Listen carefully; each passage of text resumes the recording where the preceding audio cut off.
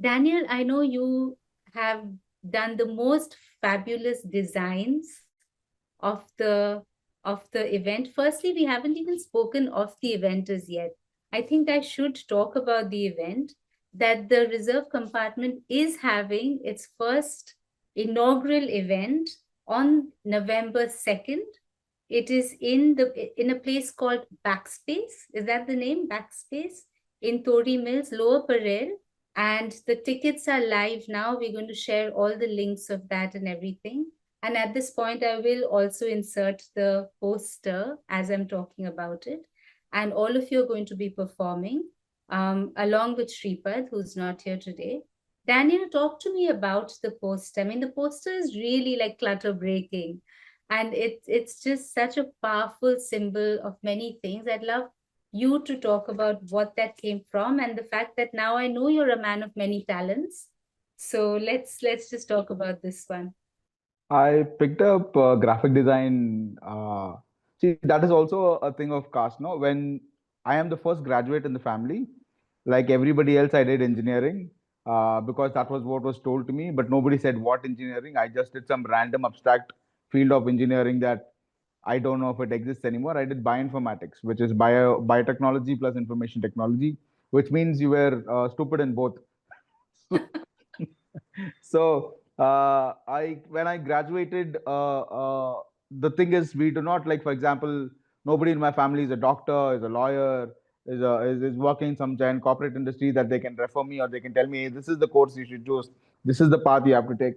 I dabbled in everything. I dabbled in writing, I dabbled in graphic design. So graphic design was always a part of me growing up into my field of career also. So the when Abhijit came to me with the designing the posters, the first was the introduction of the poets themselves, and I firmly believed I do not want to do minimalistic design. Minimalism is a Savarna concept. They have everything in life.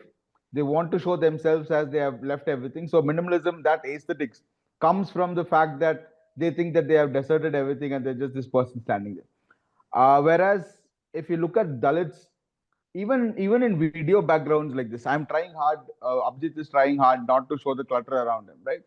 Our lives are cluttered. Our lives are lived in lesser spaces than compared to outside.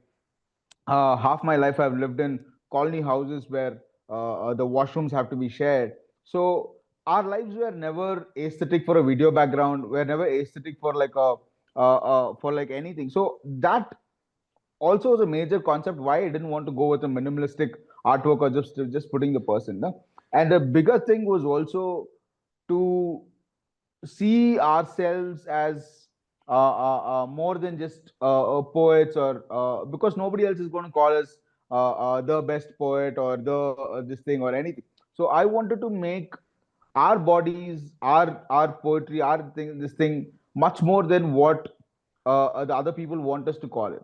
So if you look at Aleena's poster, there is a halo on her head, in no reference to Arundhati Roy's new book, but that was a concept like why can't we be called divine? Why does it only have to be a certain fair looking, fair skinned person? Only they have to be called divine. Why can't I be called divine?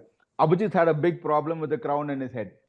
He said, no, no, no, please remove the crown in my head, please remove the crown. I was like, no, I'm going to put the crown and you're going to take the crown. It doesn't matter who says what. So the fact that even before it happens to us, we want to say no, no, no, we don't want it, because it is like almost like this self limitation about ourselves, right?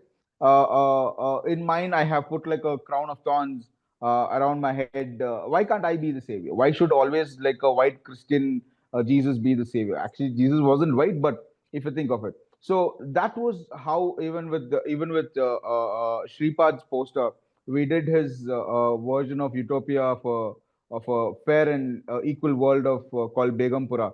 So all of this was inspired by different people, and all of this was also meant to make sure that we are not showing any minimalistic designs. We wanted to show maximized designs of all our lives, and I wanted to each one of to be an artwork. I just didn't want it to be like another poster for an event that people do and they just forget about it. So I wanted this to be like a specific design work that is spoken about a lot. So, which is where a lot of these design elements and everything came into place.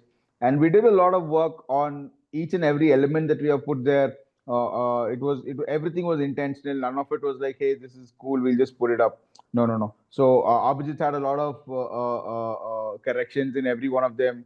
We spoke to the actually after I created the design, I'll speak to Aleena about her design. If she wants to change anything, I'll speak to Gautam. I'll speak to Abhijit.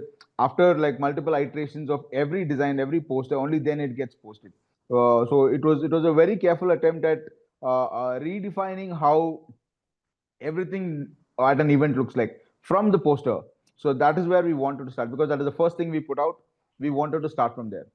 Beautiful. Love that story. And definitely, I think the posters have created their own buzz and their own conversation. So I would imagine the posters are also a character in this whole story. Yes. Abhijit, I want to ask you now, talk to me first about what is going to happen at this event. Let's just start there. What is your idea of this inaugural event and what's going to be in store for the audiences? I would just like to add a bit more on the design aspect. So we've not had a easy time with those design, putting up them on the sites and the ticketing sites and all that, because there's a certain way their algorithm works. So Daniel and all of us have had to, and of course, like all the credit for the posters goes to Daniel and his thought. He was very firm behind it, and we had a lot of discussions and I wouldn't call arguments, difference of opinions, which should always happen. But you see, the way, a certain aesthetic, and I am not like my medium of expression is poetry, and I suck at drawing or any form of, sketch art. But I understand, how it works and the aesthetic. So these kind of platforms or even social media, there is certain aesthetic, like, this kind of minimalistic design will get you more views, or I don't know why it's some very obscure rule as to why. So if you see the, I wouldn't take the name, but the hosting link, which the ticket generating link where we have our posters up, uh, on the one of the posters there are only 4 faces, they're not 5 faces, because they had some rules where they wouldn't allow 5 faces. It's all sorts of things very which wouldn't make any sense to me, but we had to get things rolling. So, and this is what, like, because those things are owned and controlled and run by the mainstream, you can say, Savarna aesthetic and gaze and understanding.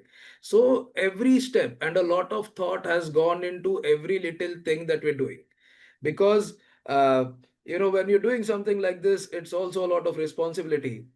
So, and of course, we do not claim. I mean, I would say that we represent the community, but I will not say that I speak for all of the community, because the community itself has many different perspectives and opinions, and even with the concept of subversion, like the concept of crown, that this I'm diverging a bit, but it's a whole together different discussion, because like the Buddha, once you walk towards the Buddha, you walk away from the temple, so there is no concept of crown.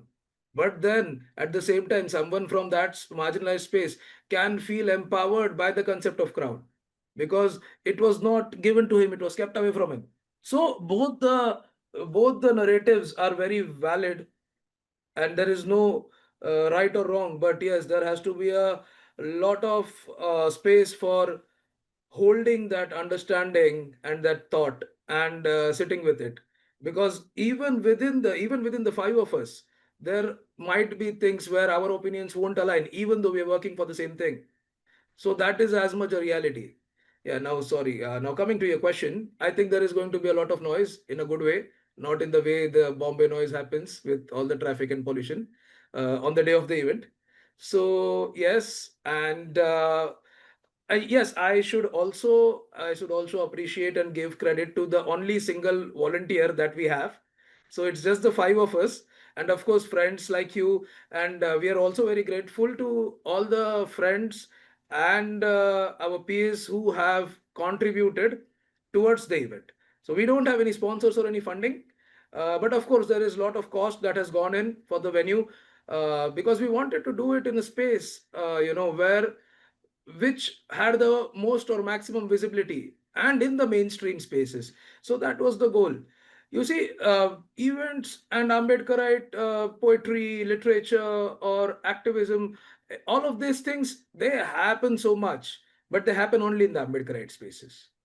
So if you have to extend this to a broader, discussion, was Ambedkar a leader of just the Dalits or Ambedkarites? No, he was of the whole country.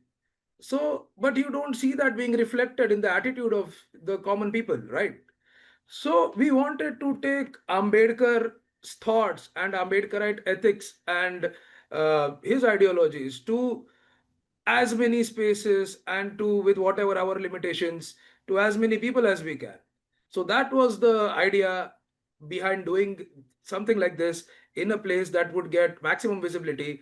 And with no volunteers, I personally tried to approach a couple of spaces like that in Mumbai. That some of it like didn't come through, unfortunately, but now we are doing it at a location and a venue that looks good to us. So yes, and yeah, the one volunteer that we have, I would like to include her, and she's been helping us out now with the posters. She's taken off some load from Daniel, Sakshi. Sakshi, I would like to thank her, and she's been a help. So when we do these things, and this is not just about the TRC, but when any Ambedkarite movement or any cultural activity is happening, there there is very less backup support, or there is no backbench strength, as you call it. There is nothing like that. These are the very few, these are the same people who will be doing everything, because Yes. the resources. You also have an opening act. Did you want to talk about? Yes, we have an opening act. I'm coming to that. We have an opening act. The concept of the reserved compartment is to do these kind of events across India, and in a span of say every quarterly 3-4 months. So we are thinking of our next space where we want to do it, in what part of India. And wherever we'll be going, we will be having we will be that will be our goal, to give space and stage to the regional artist or poet from that area and that space. So we are very pleased to have Bhagyashri Boywad, who is also our opening act for the Mumbai event. She's a fierce Dalit Ambedkarite lady, also the first female Dalit president of TIS Hyderabad. So Bhagyashri is going to read and perform her poetry for us. Then we have the wonderful host in the form of Mayura Savi.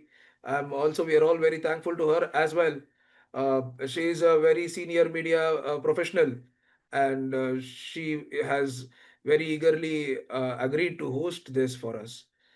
Yes, so that is what, and we have Mayatai Kharat, who is for the first time. Let me tell you, for the first time, it will happen that a space like this will see Ambedkarite books. So this is not just a poetry event. We are going to keep a stall of Ambedkarite books, and in a space that is very significant historically and monumentally, the lower Parel, those the mills where now the Phoenix Mall stands, right opposite to it, the mill compound. That's where we're doing the event. And I personally have a very deep connection with the mills, because my grandfather was a mill worker like that, who lost his job. So now to go into those very spaces, now to tell our stories, and it has taken us how many years? We're like 20, 2025. And now, for the first time, that space will see Ambedkarite ethos or Ambedkarite books. So Mayatai Kharat is a very staunch and very brilliant Ambedkarite lady. She and her son, they have a small they have a small set of books, and books they take at every Ambedkarite event. There's a small stall that they put up, and they do it with all the pride. So we are having her put up a stall at the event. So I would urge all our listeners, if you're coming to, you can take back wonderful books that you would probably never find in a space like that. So I hope that what we're doing would also set a precedent in a very positive way for more such things to come. And another thing that I would like to talk about, which is quite an experiment as well, is the community tickets. So we have kept tickets reserved for the community. Now we are getting all sorts of different opinions on that and feedback, which we expected, and which is good. That communication is very good. So the community tickets, the concept for that, of course, like without, as I said, like without funding and without any organizational support, we're doing the event, and all of these takes its own costs, like the finances of it, because we have artists from different parts of India who will be traveling for the event as well, and the venue cost to do an event like this at that space. So considering all that, the pricing what we've set, and also to give poetry that dignity, and not just for this is not just for the Dalit Ambedkarite, this is also on a broader scale for the whole poetry community and the whole society, to give back poetry, that you should pay for poetry, you should pay to listen to poets. It is also to reinstate that system, because I don't know if it was post COVID, or just too much of open mics and things like that happening, and what was being staged and performed. So it almost become like a mockery now, to if someone, they don't want to say that we're doing an open mic, but this is what we also put in the note that we've been circulating. Actually, spoken word poetry, it has very deep roots right from the Grok tradition, the West, in the Africans. Then if you come to India, the Dalit-shahiri, so much of it is very rich and it is very vibrant, and we are trying to bring that back, and getting published in today's ecosystem for a Dalit Ambedkarite poet is very difficult. So I don't have any poetry collection out now. My life or my time has not allowed that yet, and also my laziness maybe to an extent. But okay, but it's not easy, you see. So does that mean that I'm not a poet if my book is not published? No, it's not like that. It's not like that at all. So this, what we're doing, bringing back that sort of a folk, of bringing it directly to the people. We don't want the publisher, we don't want the editor. We are going directly to the people with our stories, with our songs. Let them decide, let them experience it. So this is what we're doing, I would like to say, is not just, even though yes, this is for the community, this is not just for the community, this is for the whole ecosphere, like that, so that more such event happen, and with identity as a key point, and as a keynote, and so more such things and events happen. People come forward, people who don't have access to, say, publishing houses, agents, all the shebang of that, but want to get their voices heard. So here, there is a platform, you get your voices heard, and you are no less a poet if you're not published. I don't believe in that dogma. So yeah, there are many things, and of course it's all working in parallel as well. I also am a part, and what we run the Ambedkar reading circle, right? So I'll just share this experience with you. Yesterday we had one of our readings. Now we have people from all over. Such spaces themselves are so diminishing. Like, I am very surprised to see people from Panvel, people from Belapur, and all parts of Mumbai come for that reading for those 2 hours where we read Ambedkarite literature. And there is one lady, she comes from Dombivli, and she is a house help. Okay, she does the domestic help work. And she has written a book which we plan to launch on the 6th of December. She has written a book on her experiences, her life journey as a house help. And I am so honored to have her at our event on the 2nd November. So we don't believe in the concept of chief guests or anything like that. But yes, you have to do certain things to get your stuff out there for visibility. That we're trying to do. We're trying to invite people from the space, and through your platform, I would also invite all our friends from the media journalism space, if they would like to come for our event. We most welcome. But lady like that, Anita Sharnagat, her name, and she's so excited, and I had a conversation with her, a little conversation with her, and she was so excited that she would be walking into that space for the first time in her life. She couldn't believe it, Brilliant. that she couldn't believe. I mean, she said, I know, because with her household help and maybe things like that, she, around that area, she walked once or twice, but she would never dare to enter. My own parents, they get intimidated, and I am a privileged Dalit. I consider myself as one.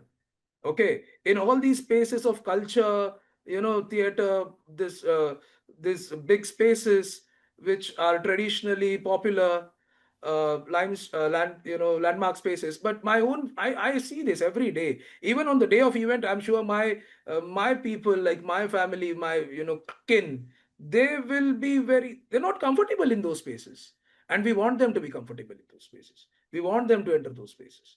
So this is a poetry event, but through poetry, this is a lot of thing. I think the stage has been set, and now it's the question of having this amazing event and carrying this movement forward. I do want to end with one question, and it's open to anyone who'd like to answer it. Um, so I want to talk about the role of English poetry, right? And English itself as being a symbol of many things, and also English being maybe a sort of unifier and and a way to sort of expand your audiences. Of course, there are translations that are possible in English, which bring regional literature to wider audiences. What is your opinion on Dalit poetry or Ambedkarite poetry in English one? And one of the other things sort of related to this is also, and Abhijit, you and I have spoken a lot about this, that you may assert and say, you may say, I'm a Dalit Ambedkarite poet. But is that the only identity you want to sort of be recognized for? Because why can't you be seen as a poet like anybody else? Or why can't you be invited to spaces which say are writing about futuristic poetry?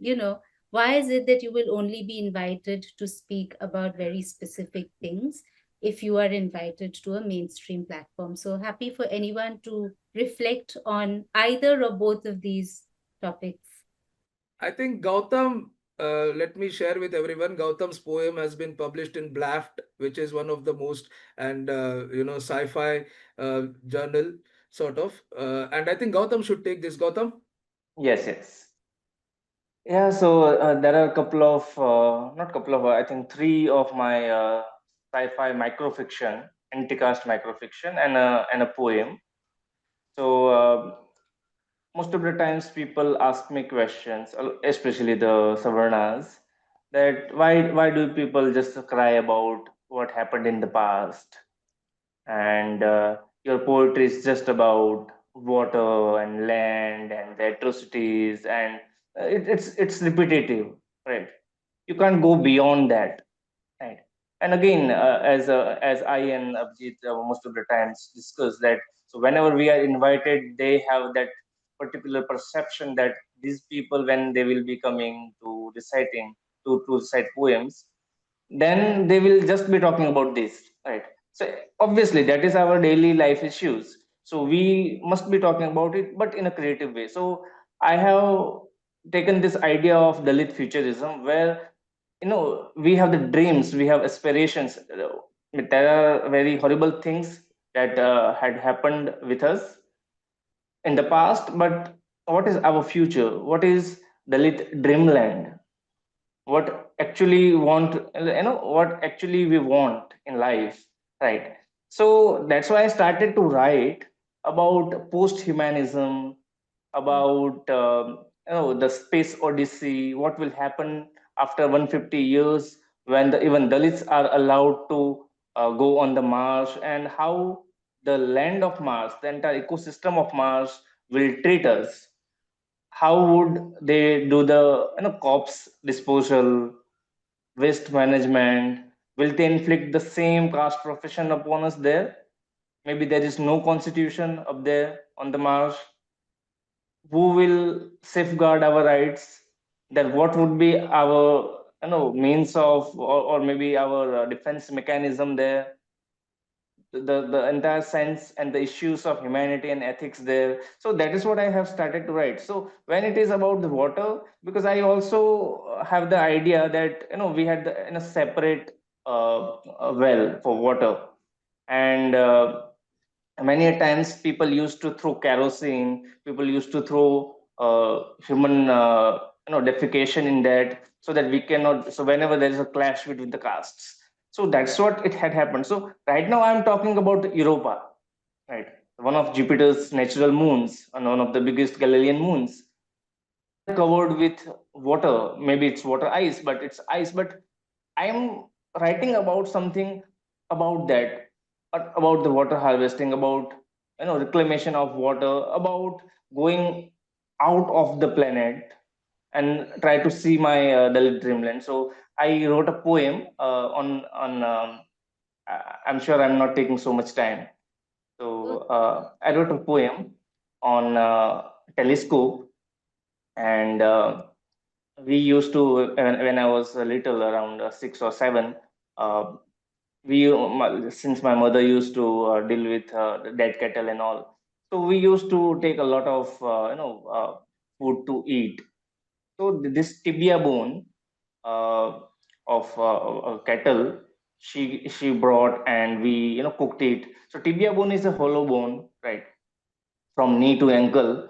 So that small bone. So when we were eating, so my mother is always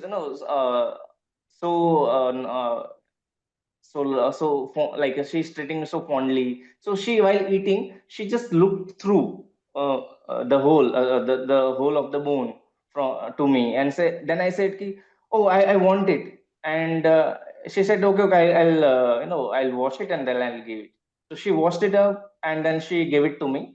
And I was very happy because in my school, my teacher, science teacher, told me about the telescope and how we can see the moon and the galaxies and the stars. So I used to see the buckets and the glass and the matka and everything through it, and I was very elated. Got that, because I had that symbol of, even if it was a bone, and again it was a symbol of caste also. So I used to go around. So the next day, so we did not have the proper satchel, but we had school bags, but we had the theli in which we put vegetables. So that's what the bag for us. So I put uh, the bone in it, and I went to the school because I was very excited. I will show this to my teacher, and he must be very happy.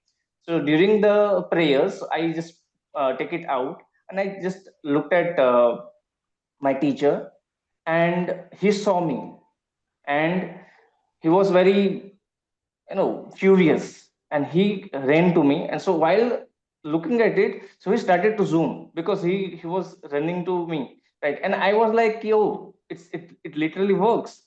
And he just beat me up then very badly. He just kicked me. My bone was hurt, and he told me that some abuses, and said that you go back home, bath, and come back and just throw it away somewhere. So the idea of telescope, the idea of access to science, and that curiosity was killed. And I just heard that that particular bone in the pond in the way to my house. So after some years, now I feel that there must be something. There must be something that I can look for, and that's why I talk about science. So that's why I'm saying that I'm looking for my Dalit dreamland somewhere outside the planet, because on this planet discrimination is everywhere. In India, it is caste. If I will go to America or some other country, there will be racism, gender, ethnicity, nationality, something or the other things. So I must go out of this planet. So that's why I am looking for my dreamland, my Dalit dreamland, outside this planet, somewhere in the cosmic world, through a telescope without a lens, because I don't Wow. have the access to science. And so that is the idea. So you can see, I have got this telescope, Oh, wow. How and amazing. I try to see through. I also upload a lot of images of Laser. nebulae and the stars and the. Amazing. Yes. And it must be so. We have to go. That's what the reserved compartment is all about. We have to enter the spaces where we were not allowed to enter. And being a student from the arts background, it's like you have to enter even the science. When it is in, especially in Gujarat, it is always said that Dalits, they cannot talk about science. You don't know anything. It is like that. And again, the question of English again, just like the Sanskrit, right now it is English. So Hmm. whenever those from the marginalized community, when they go to study in government schools, so English medium, there are no government English medium schools. So it's always private schools where the fees are very hefty, right, to pay. So people like us from the marginalized community, from the villages, when we go to schools, so it's always Gujarati medium. There is no access to English. There is no access to English. There is no access to science. And that's why I talk about science. That's why I write stories and poems on science. Yeah. Wonderful. I mean, there's nothing I can say to add to that because your story was so symbolic and so beautiful that I think I'll always remember it. The bone telescope. Yes. Um, Anyone else wants to comment on English or on any of these things that we've been speaking about, just to round up, or even about your hopes for the reserve compartment? I think I'll just share a few. Um, Coming from south of India to a Dalit family who has been Christian, uh, regional languages have never been a thing. A father's pride is always associated with his children can speak English. So he will do as much as he can. He will work as much as he can because he never got that. So he wants to live his dreams through his children. So part of that was putting us into English schools, making us learn English, making us go to even in churches. We used to go to the English service in the church so that you would pick up English songs, English reading the Bible in English and everything. So a lot of that was imparted to us so much that we even forgot our own mother tongues. Like I can't write in any other language apart from English. I can only write in English. I can't write in my regional language, Tamil, which is sadder. But I also think that to write in English means you're connecting to the world. You're not just limiting yourself to Yeah. a. There's great anti-caste work in every regional language that there is, but nobody is going to. Very few people are going to translate it. It'll probably be like Abhijit and somebody else, and that's it. Like not many people are going to translate Dalit literature into English, and even if they do, it's going to be through it's going to be through a very Savarna lens at most times. True translations never come out. So to avoid all of that and to speak of current issues where I'm speaking as equal as somebody who claims to be intellectual in a language just because you speak in English, I can say I'm in the same barring as you, and I will speak in the language that you want me to speak. And the thing about caste has been exported, like Baba Saheb Ambedkar rightly pointed out, that caste will be exported the moment Indians leave India, and caste has been exported throughout the world. And to have these conversations reflect not just in India but also everywhere else, there needs to be a language that is English, and there needs to be an understanding that there is something like this happening, especially when in America they're trying to pass the whole anti-caste bill, and the opposition that came for it was very funny. And for me, to have these conversations is very important because these are conversations that will be a founding block there, and these are the conversations that need to be spoken about. Like example, the concept of how wanting for water is such a rebellious act, right? And I don't think anybody in this world would understand that, like why water is such a thing. There is a beautiful movie in Tamil. There's a movie called Kaka Mutai. It is about a pizza shop that opens near to like a slum area where there are two kids whose entire dream in that movie is to eat pizza. That's it. The entire movie is that. And for someone it is just a Swiggy order, or someone it is just like an online order. But Yeah. for that two kids, that was their entire movie plot, where they're trying to buy one pizza so that they both can share it. And and we take for granted how these things are so much not there for most of us, right? For example, I've never lived in a house with a balcony. Mm. And for the first time, when I moved to this house in a rented house in Bangalore, when I found a house with a balcony, I was very happy. And people around me didn't understand why I was happy.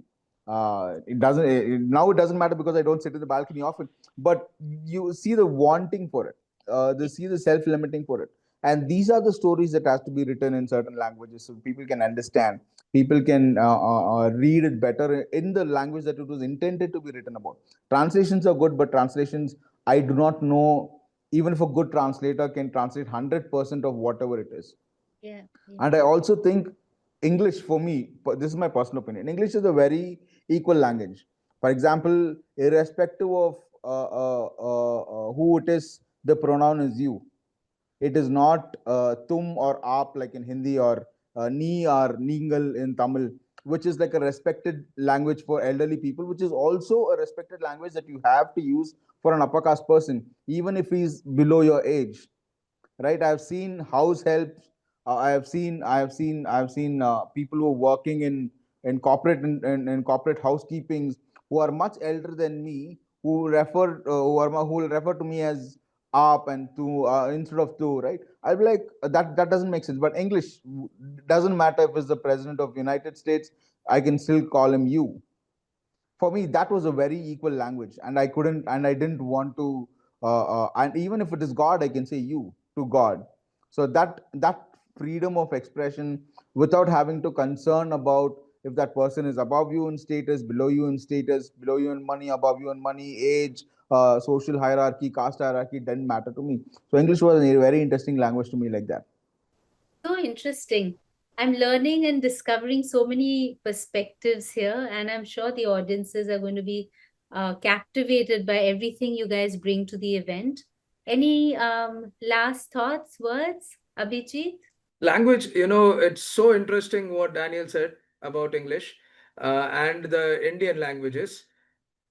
I, if I just look at this very simply, all of us here with our own trauma and experiences are trying to do this and take this, and maybe not in the most perfect way, to as many people and as many hearts and as many places as we can. And the language to do that happens to be English. So it is English, you know. So the regional languages, we respect and love them as much, but our goal here is to break that ceiling, that wall. And for that, English is the most effective language, as we all agree. Like, even with all the books, you see, like Banu Mushtaq or any of these writers, of course, the original language was never English. But translations, yes, translations are not, but that's the best that we have. I would like to also add that the reserved compartment would also be very interested in working with translations and on translations. And it's a positive that all of us actually come from different regional languages. So I see that as a bigger scope of us working on that aspect with our own regional languages.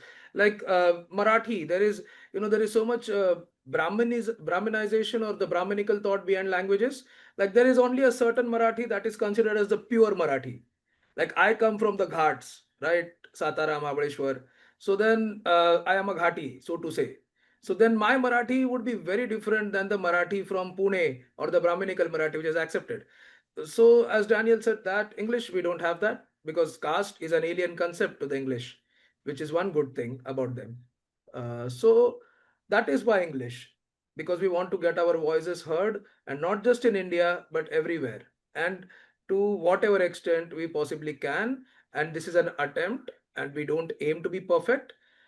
Actually, it makes me, of course, I'm feeling proud, happy in a way and proud, but also very sad to say that the reserved compartment is India's first Dalit Ambedkarite English poetry showcase.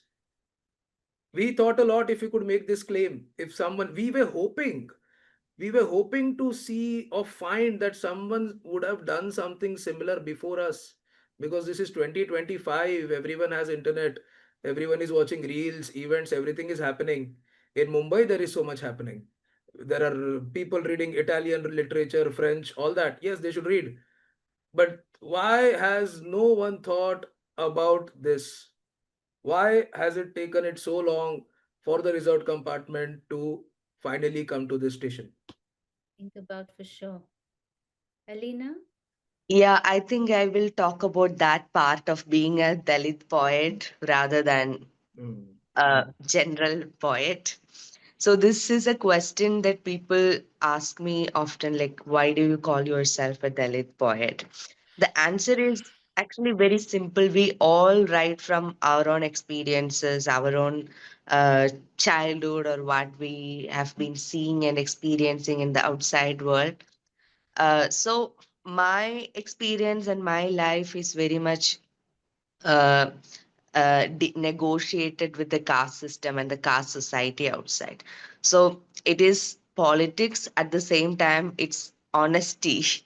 So if you guys are calling me a Dalit poet, if I am calling myself a Dalit poet, then other people, they should be honest and call themselves Savarna poets.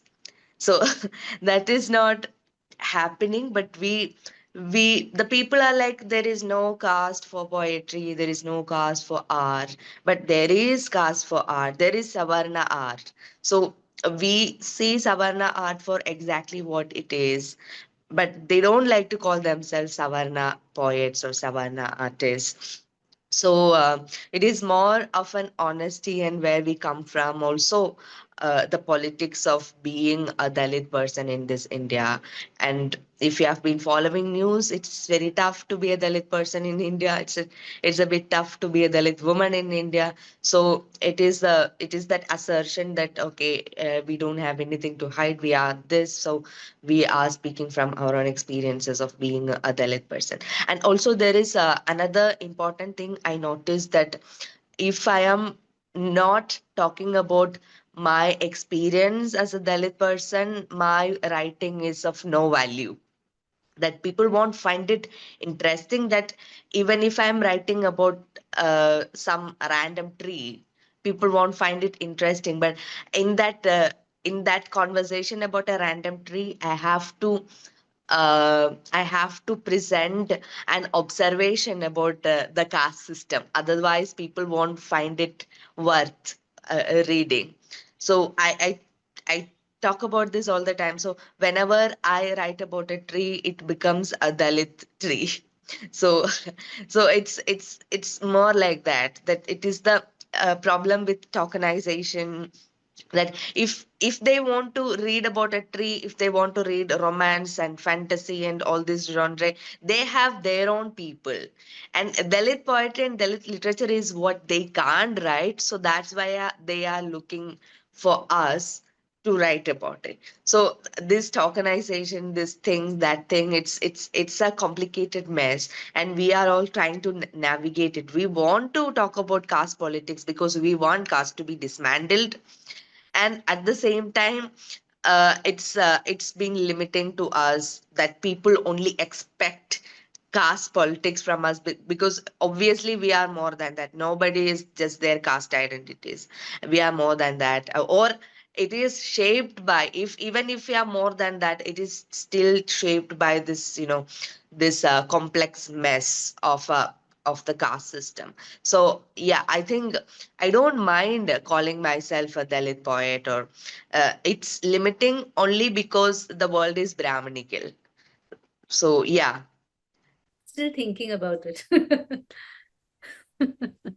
I would like to add one thing to this. Same question was asked, and Disha Pinky Sheikh, she is a very brilliant trans Dalit poet and activist, and she replied this. But मेरे को जहां पे भी बुलाते हैं तो मुझे दलित या ये ट्रांस वुमेन के उस पे बोलने के लिए ही बुलाते हैं. They call me whenever they call me only to speak on trans और Dalit. They never calling me to speak on dance. They never calling me to speak on nature science. So you tell me, someone asked her, how long will you speak only on this? That is when she said this. Then you tell me, when should I stop speaking about it? It's a little bit of this, which perspective, where are you looking at this from? And it's a negotiated space, of course it is. But what I find most exciting about what you're doing is that you have a blank slate and you can create whatever you want out of that.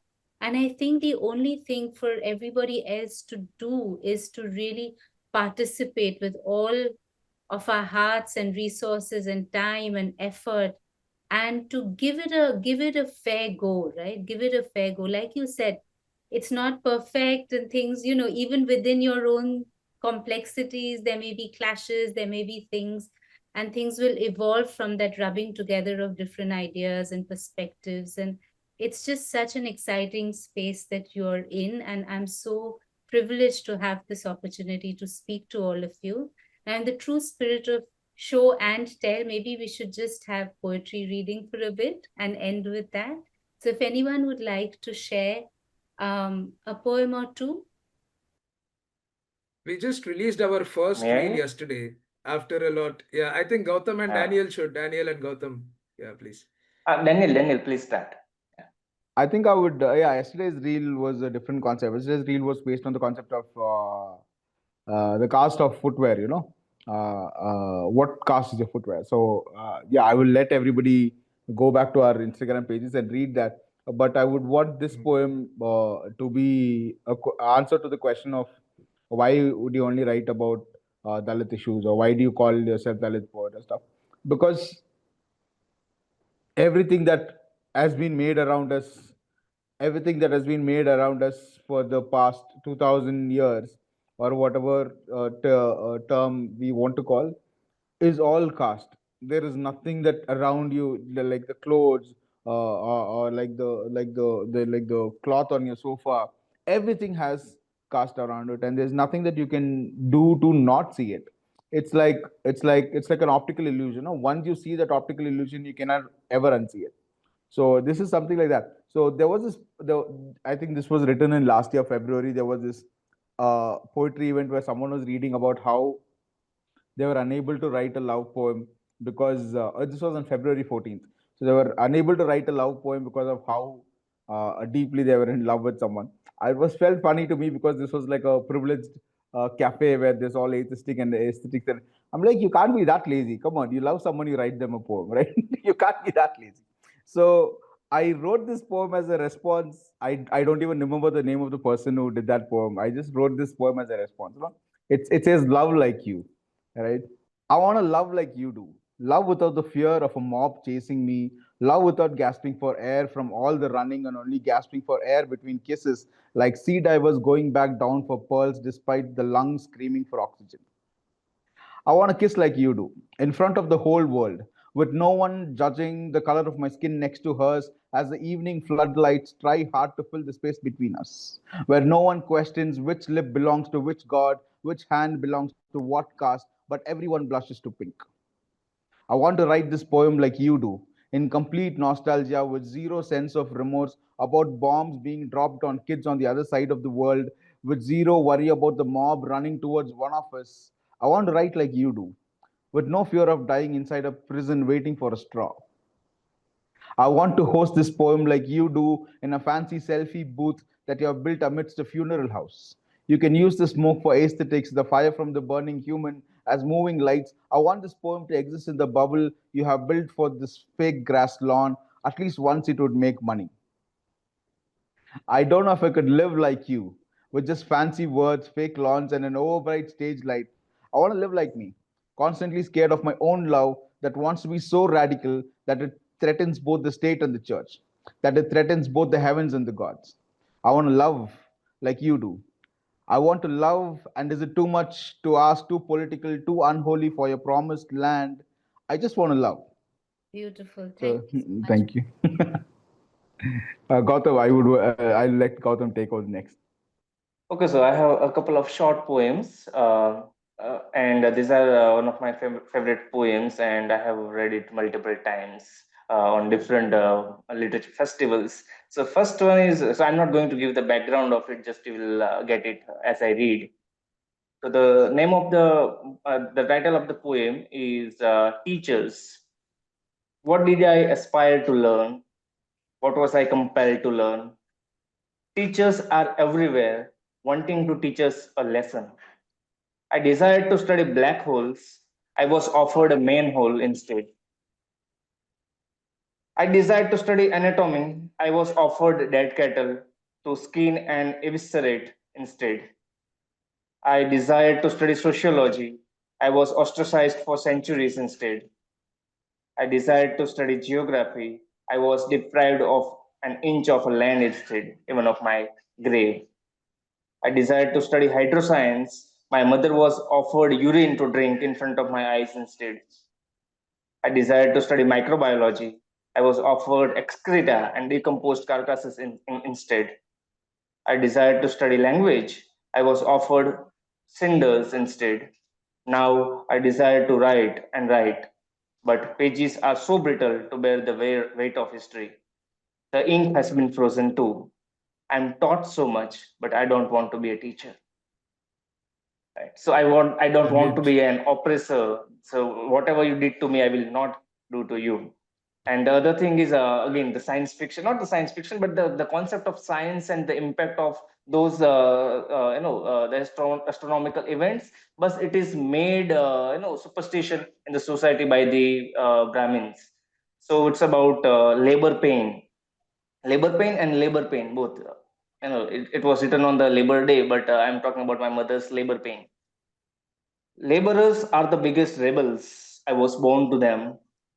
My mother smashed rocks with a sledgehammer. The clanking of it resounded into her womb cradle. Her whimpering synced with the cranking, permeating spirit of mutiny into the premature baby. Dalit mothers destroy undestructible. Religion, scriptures, beliefs she was never afraid of. The sun and the moon she disobeyed. A solar eclipse harms the fetus, said someone. Hammer kept on smashing the stones under the eclipsed sun, shattering the shadow of the moon.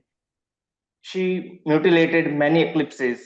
My birth was her utter disobedience.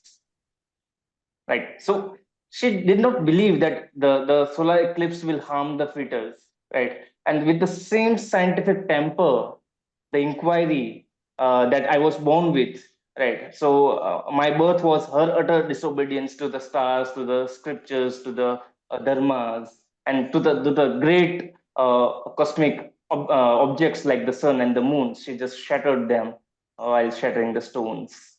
Wonderful. Yeah, thank you. Brilliant. Thank you very much. It's been a long session, but for me, it's gone really quick because I've just enjoyed listening to everyone so much. Thank you. And I wish you all the best for your event. I'm so glad that we could do this. And I just want to say that hopefully at some point we will have, the Reserved Compartment performing in Australia. And I'll be sitting right there and remembering this conversation. Definitely, That's definitely.